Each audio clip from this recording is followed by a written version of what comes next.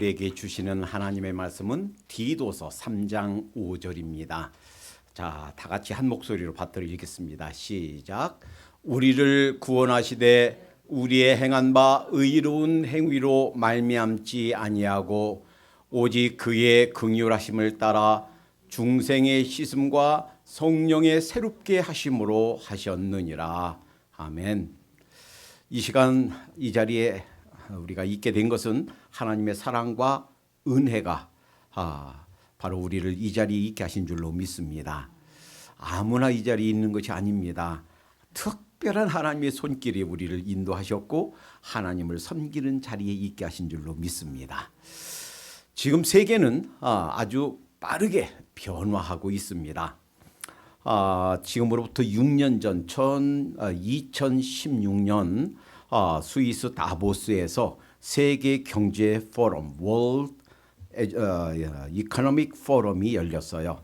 이것은 전 세계 각국의 가장 뛰어난 그러한 경제인 또 기업인 정치가 언론가 칼럼니스트 이러한 세계적인 지도자들이 모여서 지금 우리가 가고 있는 세상이 어떤 세상이냐, 앞으로 다가올 세상이 어떤 세상이 다가올 거냐에 대해서 연구하고 토론하고 예견하고 서로 다가올 미래를 준비하자 하는 의미에서 스위스에서 다보스에서 모였습니다.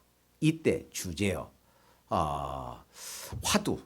그러니까 이때 타픽은 제4차 산업혁명이에요. 제1차 산업혁명은 18세기에 전기기관, 그 전까지는 사람이 다 힘으로 노력으로 다 했지만 전기기관, 기관차가 발명되고 또 여러분 어렸을 때 생각나죠? 방앗간에서 그 큰 돌려가지고 방앗 짓는 거, 이런 전기기관이 발달되면서 아주 획기적으로 전 세계 모든 사람들의 삶이 변화되었습니다. 2차 산업혁명은 20세기 초에 1900년도 초에 전기가 발명되면서 전기가 우리 전 제조업과 전 삶을 바꿔놨습니다. 이 전기가 없었더라면 지금 이게 환한 세상이 없었을 거예요. 지금 전기로 하는 모든 것들 얼마나 편리합니까? 여름에 시원한 에어컨 있지요. 겨울에 따뜻한 이런 히터 있지요. 이런 모든 것 전기가 없었더라면 사실은 우리가 참 힘들고 어려운 고달픈 세상이었을 거예요. 전기가 발명돼서 산업에 제조업에 적용되면서 산업혁명이 일어났습니다. 제3차 산업혁명은 20세기 말 컴퓨터가 발명되면서 이것이 우리 온 삶에 곳곳에 이 컴퓨터가 들어오면서 이것이 제조업과 그리고 모든 산업에 응용되면서 산업혁명이 일어났습니다. 그리고 21세기에 들어와서 지금은 이제 제4차 산업혁명이다라는 말이 생겨났고, 그때 세계 경제 포럼에서 그 화두가 주제어가 제4차 산업혁명이다. 이걸 가지고 논의했어요. 이 당시에 지금으로부터 6년 전이죠. 많은 것들을 예견했습니다. 앞으로 5년 뒤에는 500만 개의 일자리가 사라질 거다. 앞으로는 사람이 타지 않는, 사람이 없는 자동차가 거리를 활보하게 될 것이다. 또 많은 이런 정보통신 가상의 세계가 이 세계에 존재하게 되고, 이 가상 세계에서 우리 삶들이 생활들이 이루어지게 될 것이다 라고 예측했는데, 이들의 예측이 정확히 맞았습니다. 이제 지금 우크라이나에서 러시아를 공격하면서 사람이 안 탔어요. 그냥 드론으로 그냥 그 조그만 비행기 혼자 1,000km를 날아가서 러시아 본토를 공격하는 시대가 왔습니다. 지금 이제 비행기도 사람이 안 타고 그냥 저 먼 곳에서 조작해서 비행기 혼자 날아가서 그 먼 곳까지 날아가서 폭탄을 투여하는 그런 시대가 되었습니다. 그러니까 이 세계는 아주 빠르게 변하고 있다 하는 거예요. 그래서 미국의 스펜서 존슨이라는 사람이 아주 얇은 간단한 책이에요. 이런 책을 썼어요. 누가 내 치즈를 옮겼는가. 이 책이 나오자마자 저는 클래스룸에서 토의하고 이 작은 책이 주는 메시지가 뭔가 하는 것을 살펴본 적이 있습니다. 분량은 작지만 그 책이 주는 메시지는 강력해요. 뭐냐? 치즈 거기에 나오는 생쥐 2마리가 주인공이고 두 사람의 꼬마 인간이 주인공으로 나옵니다. 늘 있던 그 장소에 치즈가 없는 거예요. 사라진 거예요. 그래서 미루를 타라서 그 찾는 과정을 우화적으로 그렇게 적어낸 작은 책입니다.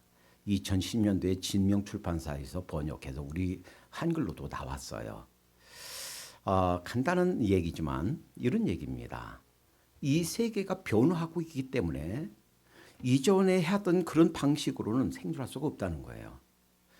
이 세상이 빠르게 변하고 있기 때문에 그 변화에 우리 자신들을 맞춰서 우리도 변화해야 된다는 거예요. 여러분 혹시 좀 이제 연세 드신 분들 컴퓨터 하기가 힘들죠. 또 셀폰이 나와서 셀폰 다들 하고 있는데 어렵죠. 그런데 아이고 난 못해. 난 나이 들었으니까 라고 제껴놓지 말고 하나씩 둘씩 배우세요. 모르면 아들한테 딸한테 딸아 나 이거 좀 가르쳐줘. 젊은이 나 좀 가르쳐주게. 요거 하나만 가르쳐주게 해서 카톡도 배우고 이메일로 뭐 사진도 전송하고 논문도 보내고 받고 예전에는 꼭 그 팩스가 있어야만 보내는데 팩스 없이도 그냥 스캔해서 이런 중요한 서류도 보내고 사인해서 그것도 답메일로 보내고 이런 것들을 배우시기 바랍니다. 그러니까 여기서 도태된단 말이에요. 빠르게 성장하고 변하기 때문에 이 세상 자체가 변하기 때문에 내가 늘 살던 모습대로만 살 수는 없다 하는 겁니다. 자꾸 변하기 때문에 이제 나이 들어서도 내가 잘 몰라도 하나씩 둘씩 그 세상이 빠르게 변하는 세상에 맞춰서 우리 자신들도 변화해야 되겠다라는 것이 그 작은 책자의 메시지예요.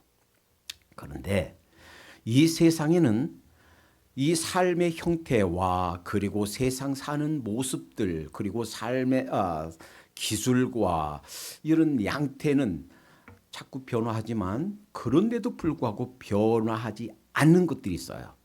또 변화해서는 안 되는 것들이 있습니다. 우리가 가정에서 부모님을 공경해야 된다, 효도해야 된다, 서로 사랑해야 된다. 이런 것들은 변하면 안 됩니다. 성경 진리에서도 변화해야 되는 것들이 있지만 변화해서는 안 되는 것들이 있어요. 그 본질, 중요한 본질은 변화하면 안 된다라는 거예요. 그래서 종교개혁 시기에 조금 후에 있었던 루페르투스 멜데니우스는 이렇게 얘기했습니다. 본질적인 것에는 일치를, 그러니까 본질적인 것은 100년, 1000년, 2000년이 가도 바뀌면 변하면 안 된다는 거예요. 거기는 일치를 해야 된다는 거예요. 그리고 비본질적인 것에는 자유를, 비본질적인 것, 즉 변화하는 것들에는 우리가 변화해야 된다. 우리 생각도 우리 자신들도 그 변화에 맞춰야 된다 하는 거예요. 그리고 이 모든 것의 사랑을 이렇게 얘기했던 거예요. 1990년에서 1992년까지 세계에서 최고 큰 교회였던 여의도 순복음교회 조용기 목사님이 나 침례교단에 좀 가입하게 해 주시오 라고 해서 조용기 목사님이 한국 기독교 침례회 기독교 한국 침례회 기침이라고 불러요. 그 교단 가입을 논의한 적이 있습니다. 이때 당시에 기독교 한국 침례회 기침 총회장이었던 총회 그 임원들과 이사진에서 이 문제를 가지고 논의하고서 두 가지 결론을 내렸습니다. 하나는 침례교는 장로가 없습니다. 그러니까 여의도 순복음교회에 있는 모든 장로님들은 장로 명칭을 직분을 내려놓으시오. 두 번째는 여의도 순복음교회는 재산이 너무 많습니다. 이거 한 기업보다도 커요. 그러니 그 모든 재산을 교단에 소속시키시오. 여러분이 조용히 목사님이라면 할 수 있겠습니까? 불가능한 일이에요. 그래서 결국 시도는 무산되고 말았습니다. 그리고 나서 19년이 지났습니다. 2009년도에 한국에 있는 침례교 교단에서 호칭 장로 제도를 하자 해서 총회 의결로 통과가 되었습니다. 그러니까 안수 집사로 안수를 하고 교회에서 부르기는 장로님 이렇게 부르자 하는 호칭 장로 제도가 통과된 거예요. 자, 무엇을 나타냅니까? 19년 전에 1990년에 조영기 목사님이 나 침례교단에 가입하게 해주시오라고 했을 때 마치 그것이 본질적인 양 목숨 걸고 장로 직분 떼라라고 했는데 그것이 본질적인 것이 아니더라 하는 것이 입증된 거 아닙니까? 그러면 장로 직분뿐입니까? 사실은요. 초대교회 원래부터 집사 제도가 있었던 것이 아니에요. 교회를 운영하다 보니까 필요하니까 집사 직분을 맡는 거예요. 지금 현대에는 성경에 없는 그런데 많은 크리스천들이 지금 교회에 출석하고 있으면서도 이 문제에 대해서 바르게 이해하는 사람들이 많지 않습니다. 이 문제에 대해서 왜곡되어 있습니다. 내가 구원받으려면요. 이거 좀 더 열심히 내야죠. 이거 난 주일밖에는 지키지 못해요.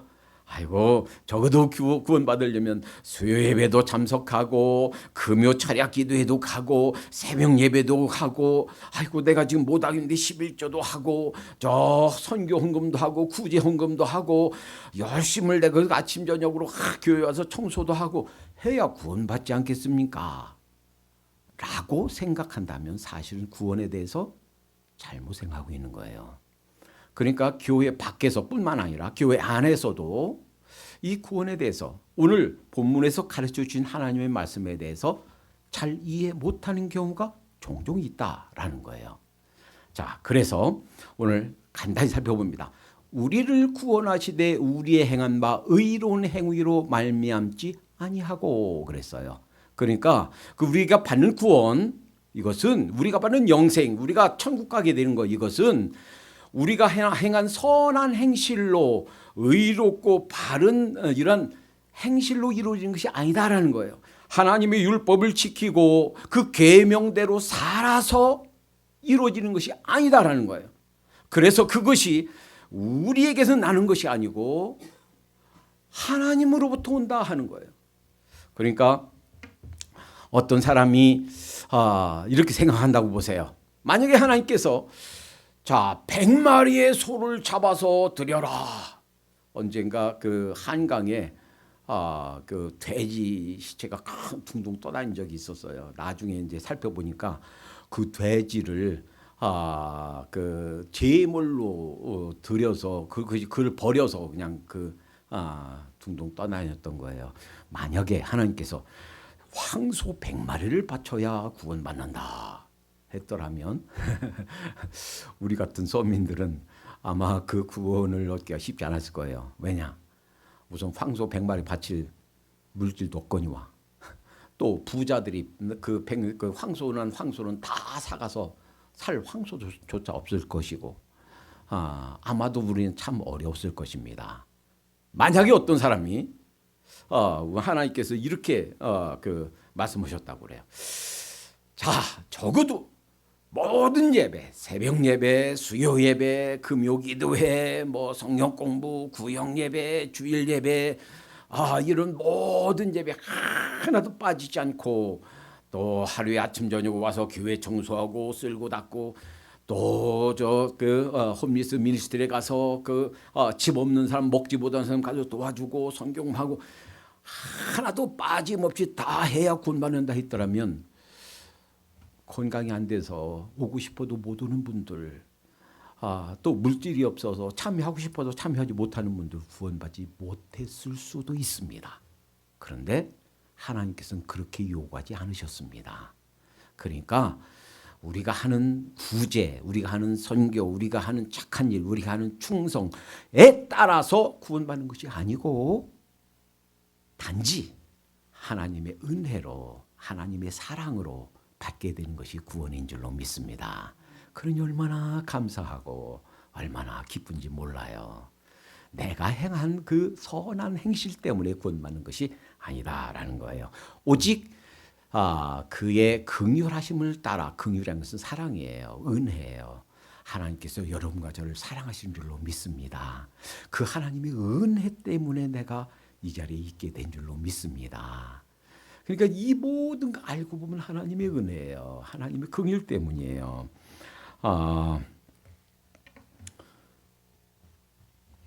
만약에 이 은혜가 아니라 어떤 노력과 선한 행실, 그 충성의 정도에 따라서 구원받는다 한다면 참 어려웠을 거예요. 그러나 건강이 있든 없든, 물질이 있든 없든, 사회적인 지위가 있든 없든, 어떤 능력이 있든 없든 상관없이 모든 사람에게 똑같이 구원의 기회, 그리고 하나님의 긍휼 사랑을 주셨다라는 것이 얼마나 감사하고 기쁜 일입니까?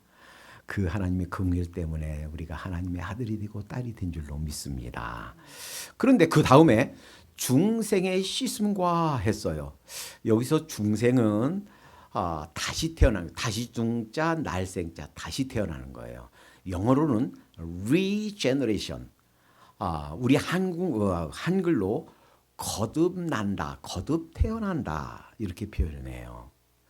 사실은 니고데모는 지금 문으로 말하면 국회의원이에요. 그 이스라엘 사람들의 국회의원은 아무나 될 수 없습니다. 우선 학식도 있어야 되고 하나님의 말씀에 대한 지식도 있고 세상 또 인품도 있어야 되고 사람들이 지지도 받아야 되고 이 사람들은 우리 나라를 대표할 수 있는 사람들이다 이렇게 인정받아야만 되는 사람이에요. 그런 사람이 예수님에 대해서 소문을 듣고 자기가 가만히 보니까 그 예수라는 분은 보통 분이 아니에요. 그래서 밤에 다른 사람 눈을 피해서 밤에 찾아왔습니다. 그리고 묻습니다. 그때 예수님이 말해줍니다.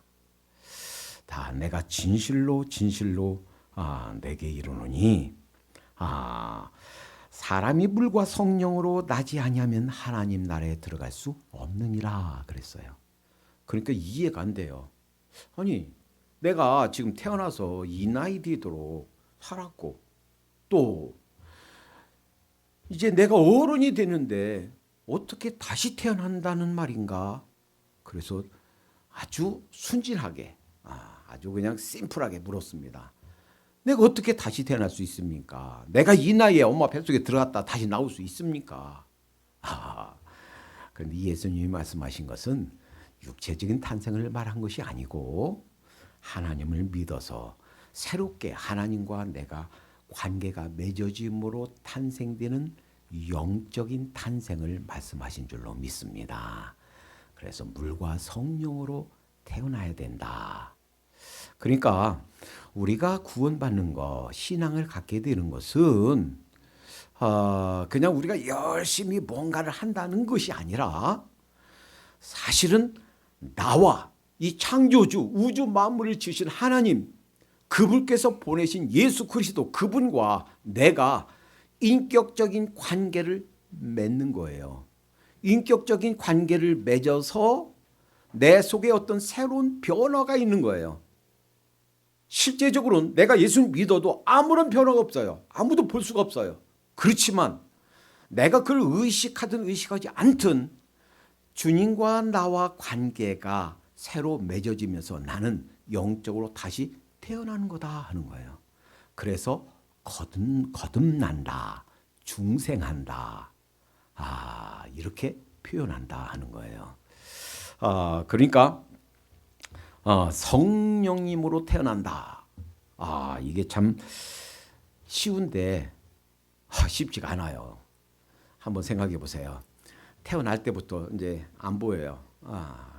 그래서 평생 동안 코끼리가 어떻게 생겼는지 한 번도 본 적이 없어요.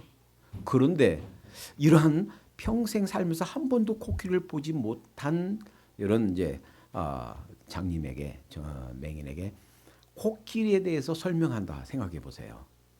참 난감하고 어렵습니다. 어떤 맹인이 코끼리 코를 만지고 코끼리는요 긴 대롱처럼 물렁물렁한 대롱처럼 생겼습니다. 맞지만 부분적으로만 맞아요. 다리를 만져본 사람은 코끼리는요 큰 물렁물렁한 기둥처럼 생겼습니다. 맞지만 부분적으로만 맞아요. 어떤 사람은 코끼리 배를 만져보고 이거는 그냥 물렁물렁한 넓적한 벽처럼 생겼습니다. 맞지만 일부만 맞아요. 그러니까 그것을 이 구원에 대해서 모든 것을 다 설명하고 우리가 다 이해할 수 있는 것은 아니에요. 아기가 엄마 뱃속에서 응애 하고 태어나서 자라요. 실제로 자라고 있어, 존재하고 있어요. 그렇지만 그 아기가 어떻게 돼서 이 생존하게 되는지 모든 것을 다 아무리 과학의학이 발전해서도 모든 것을 다 이해하고 모든 걸 다 설명하긴 어려워요. 확실한 것은 태어나서 살고 있구나 하는 거예요. 그러니까 이와 같이 우리가 예수님을 믿어서 새롭게 영적으로 탄생하는 과정은 이것은 모든 것을 다 이해하기가 어려운 참 신비에 속하는 것이다라는 거예요.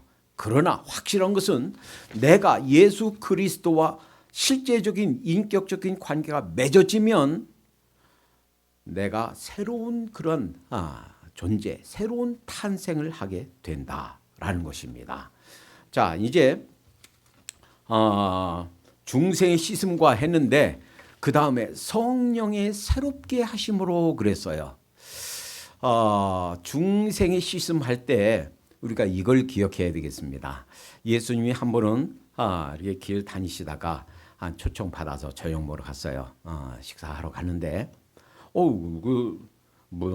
대야에다가 물 떠가지고 수건을 허리에 두르시고 제자들의 발을 씻겨주신 거예요. 베드로가 깜짝 놀라서, 아니 선생님, 주님, 어떻게 제 발을 다 씻기십니까? 그들은요 우리처럼 양말 안 신고 다녔어요. 그리고 양말 신을 수도 없어요. 그리고 그 신발이란 것이 우리처럼 이런 신발이 아니고 흔히 슬리퍼처럼 비슷하게 생긴 거예요. 그리고 거기는 먼지가 참 많아요. 이렇게 그 가뭄이 있고 그러니까 이게 걸어 다닐 때마다 먼지가 푹석푹석하니까 거기다 땀에다가 그 먼지에다가 얼마나 발이 더럽겠습니까? 그러니까 그 발을 씻겨주니까 아이고 내 발을 주님께서 씻겨주시다니요.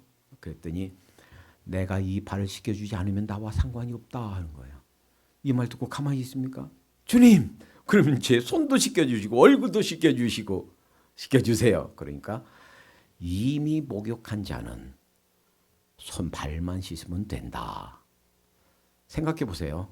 이들이 베드로가 목욕한 적 있나요? 밖에서 다니다가 막 들어온 거예요. 근데 목욕했대요. 그러니까 무엇을 의미합니까? 예수님을 믿어서 예수님을 믿고 그 예수님과 인격적인 관계가 맺어진 사람은 목욕한 것처럼 그렇게 다 씻음 받은 거다라는 거예요. 우리가 중생하는 경험을 다 일일이 설명하기는 어렵습니다. 그런데 정말 참된 의미에서 주님을 만난 사람들은 대부분 이런 경험이 있어요. 어느 순간 내가 세상에 살면서 죄를 져서 무슨 죄를 졌는가, 내가 왜 죄인인가 라고 생각했었는데 어느 순간 갑자기 하나님께서 내 마음을 터치하시는 순간 깨달아져요. 내가 이런 죄를 지었구나 하면서 흔히 말하는 눈물, 콧물. 그냥 눈물만 나오면 좋은데 뭐 창피한지도 모르고 막 콧물이 나와요. 눈물, 콧물 다 흘리면서 하나님, 제가 죄인입니다. 하나님 앞에 이런 죄를 졌습니다.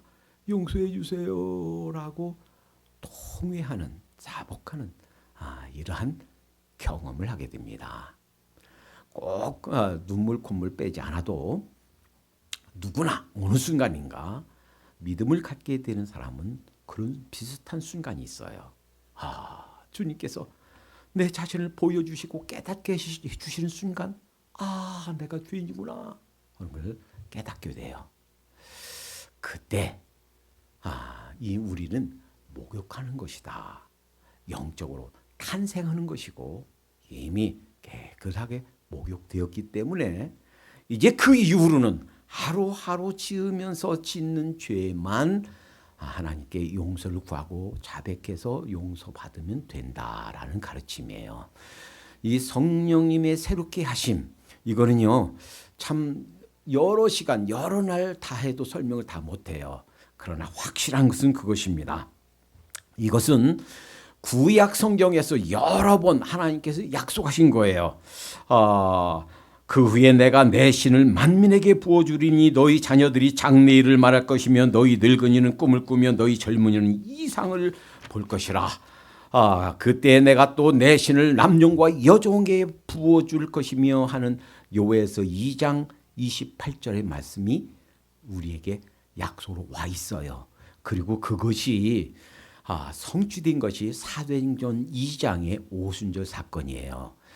이 오순절 사건, 오순절은 어떤 날인가? 절기 중에 이스라엘 사람들이 지금도 민족적인 큰 명절로 지키는 것이 유월절, 그 다음에 오순절, 오순절 77절이라고 그래요. 그리고 장막절인데 오순절은 첫 수확이 시작되는 날이에요.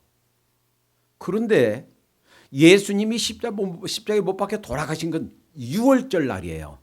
무엇을 의미합니까? 예수님이 세상에 오신 것은 유월절 날 양을 잡아서 그 문설주에 발라서 그 죽음을 피했던 것처럼 그 예수님의 보혈을 마음에 믿고 영접하는 사람들은 죽음을 면하게 된다, 지옥 가지 않게 된다라는 것을 가르쳐 주신 거예요. 예수님이 돌아가신 것이 바로 유월절 날이었어요. 바로 첫날 첫 번째 주의 만찬, 흔히 말하는 성찬식 하면서 잔을 나눠주면서 이 잔은 내 피로 세우는 새 언약이니 그랬어요. 그 새 언약의 성취가 예수님이 돌아가신 거예요. 그를 믿는 자는 구원받게 되는 거예요. 그리고 나서 이제 이 오순절은 77절이라고 그러는데 6월절 지나고 7주가 지나서 77이 49, 49일 지나서 그 다음 날 50번째 되는 날, 그래서 오순절이에요.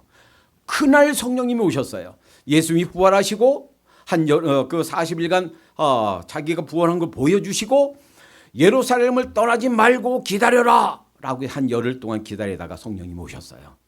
그리고 그 성령님께서 예수님이 십자가에 이루신 모든 구원의 도를 각 개인에게 적용하셔서 이제 구원에 이르도록 하시는 거예요. 이때부터 본격적으로 구원의 시대, 성령님의 시대, 지금 보이진 않지만 성령님이 지금 이 자리에 우리에게 와 계신 줄로 믿습니다.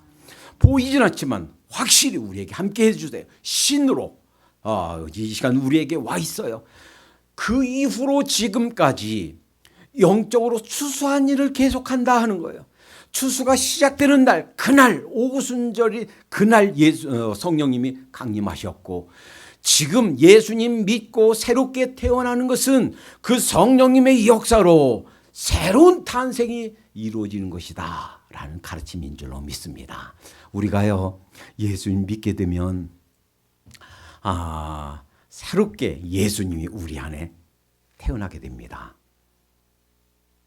그래서 오늘 주보에 그렇게 예수님 거기 그려놓고 예수님 믿으면 너희 안에 예수님이 탄생한다 그랬죠. 새롭게 예수님을 믿고 그러면 우리 안에서 예수님이 탄생해요. 그 순간 나도 예수님 안에 다시 탄생하게 됩니다. 설명하기 참 어렵지만 사실이에요. 자, 그러면 이제 우리 중에 이렇게 질문할 수 있어요. 목사님, 어쩌라고요? 내가 아무리 믿으려고 해도 안 믿어집니다. 어떻게 인간인 예수가 하나님이라는 것이 믿어집니까? 그분이 나를 위해서 십자가에 돌아가시면 어떻게 믿어집니까? 아니, 예수님도 하나님도 성령, 보이지 않는 성령님도 이분이 한 분이라니 왜 믿어집니까? 아니, 천국과 지옥이 있다니 어떻게 믿습니까? 안 믿어집니다. 어쩌라고요? 이렇게 질문할 수가 있어요. 이해합니다. 충분히 이해합니다. 그런데 사실입니다. 그러면 어떻게 해야 되는가? 예레미야 29장 12절 13절에 이렇게 말씀하셨어요. 이 약속은 구약 시대에도 신약인 지금도 유효한 말씀입니다. 여러분과 저에게 이렇게 약속해 주셨어요. 너희는 내게 부르짖으려 와서 내게 기도하면 내가 너희를 들을 것이요 너희가 전심으로 나를 찾고 찾으면 만나리라. 그러니까 이렇게 기도하십시다. 하나님, 우리 정직하게 이렇게 기도하십시다. 하나님, 저 안 믿어집니다. 아무리 믿으려고 해도 이해도 안 되고 믿어지지도 않습니다. 하나님, 살아계시다면 저를 만나 주십시오. 저도 믿어지게 해 주십시오. 나를 찾고 찾으면 만나리라 하는 약속이 여러분과 저에게 살아 있습니다. 기도하겠습니다. 사랑의 하나님, 감사합니다. 하나님의 긍휼을 따라 은혜와 사랑을 따라 저희가 하나님의 백성이 된 것을 믿습니다. 구원받기 위해서 열심 내고 충성하는 것이 아니라 구원해 주신 하나님의 은혜가 감사해서 하나님께 충성하는 줄로 믿습니다. 주님, 저희 가운데 아직 주님을 개인의 구세주와 주님으로 모셔드리지 못한 분이 있습니다. 주님, 나를 전심으로 찾고 찾으면 만나리라 약속하신 그 약속이 살아있는 줄로 믿사오니 저희들 만나 주시옵소서. 주님, 저에게도 믿음 허락해 주시옵소서. 이 세상 살면서 가장 중요한 중생함, 거듭남을 저에게도 허락해 주시옵소서. 예수님의 이름으로 기도하옵나이다. 아멘.